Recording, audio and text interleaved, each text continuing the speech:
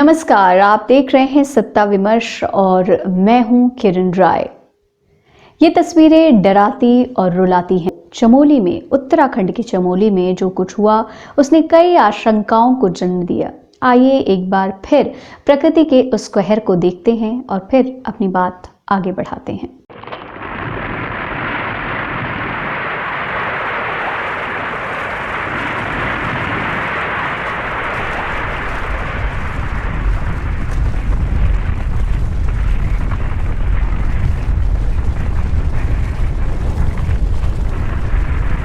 Planet labs ने उत्तराखंड के चमोली में ग्लेशियर टूटने के पहले और 27 मिनट बाद की 2 तस्वीरें साझा की हैं।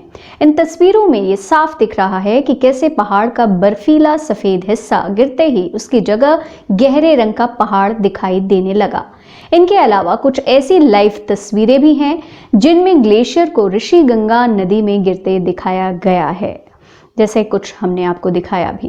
ग्लेशियर गिरते ही नदी में तेज लहरें उठी और पानी का सैलाब मलबे के साथ आगे बढ़ चला। ये सब क्यों और कैसे हुआ?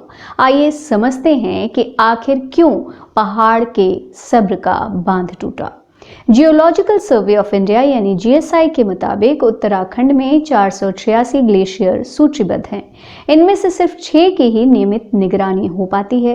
हालांकि वाडिया इंस्टीट्यूट का अनुमान है कि उत्तराखंड के क्षेत्र में करीब 1,500 ग्लेशियर मौजूद हैं।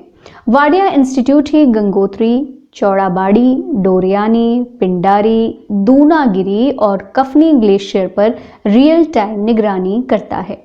पर्यावरण पर सुप्रीम कोर्ट की कमेटी के सदस्य रहे भूविज्ञानी नवीन जुयाल का कहना है कि ग्लेशियर झील के फटने की ताज़ा घटना प्राकृतिक थी, लेकिन हमें ये सचेत करती है कि इस क्षेत्र के ग्लेशियर और हिम झीलों पर नियमित निगरानी रखने की सख्त ज़रूरत है, ताकि हमें ये पता चल सके कि उनमें किस तरह का विस्तार हो रहा है और ये अनुमान लगाया जा सके कि उसका किस इलाके में कितना असर होने वाला है।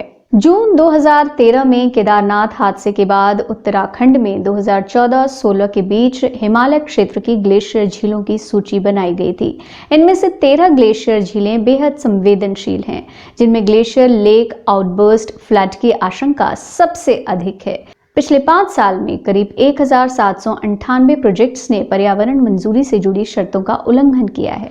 सबसे ज्यादा 259 प्रोजेक्ट्स हरियाणा के हैं। महाराष्ट्र और उत्तराखंड के 200 प्रोजेक्ट्स हैं। 7 राज्यों में 100 से ज्यादा परियोजनाओं में नियमों को तोड़ा गया है, नियमों को ताक पे रखा गया है। नियम तोड़ने वाली परियोजनाओं में सबसे ज्यादा 72% हिस्सा औद्योगिक और इंफ्रा प्रोजेक्ट का है। उद्योग की 679 परियोजनाओं में नियमों का उल्लंघन किया गया।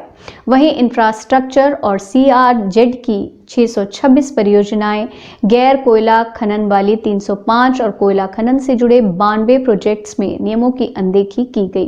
किसी भी प्रोजेक्ट में पर्यावरण मंजूरी के लिए केवल शर्तें तय करना ही काफी नहीं है, उसकी निगरानी और जब तक प्रोजेक्ट का उद्देश्य पूरा नहीं हो पाता तब तक मंत्रालय की जिम्मेदारी बनी रहती है।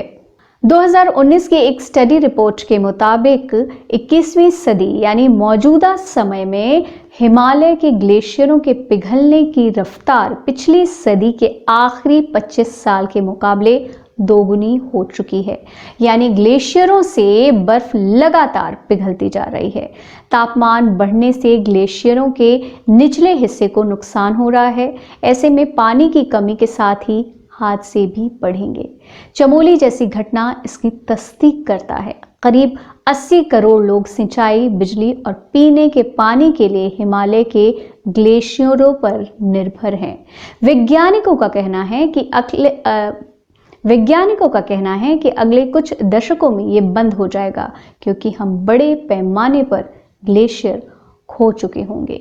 इस स्टडी के लिए भारत, चीन, नेपाल और भूटान से पिछले 40 साल का सैटेलाइट डेटा लिया गया, जो बताता है कि क्लाइमेट चेंज से हिमालय के ग्लेशियर खत्म हो रहे हैं।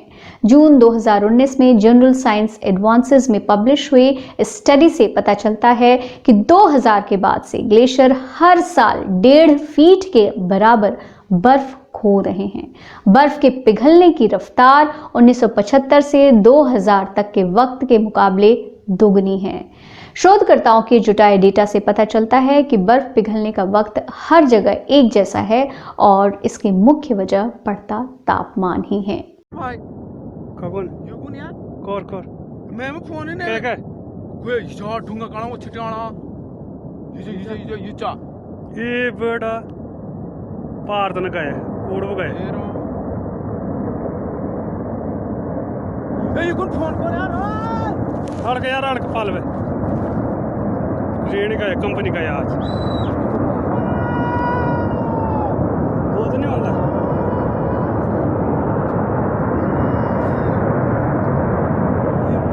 फिलहाल के लिए इतना ही। देखते और सुनते रहिए सत्ता विमर्श।